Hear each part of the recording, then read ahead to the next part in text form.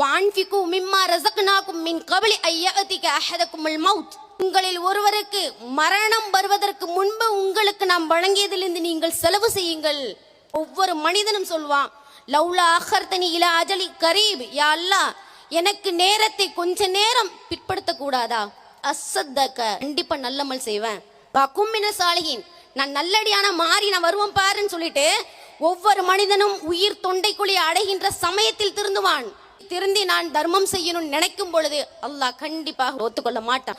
விடுங்க வரக்கூடிய வானவர்கள், ஹத்தா இதா ஜா அஹதகுமுல் மௌத் தவஃபதுஹும் ருசுலுனா வலாஹும் யஃபர்ரிதுன்.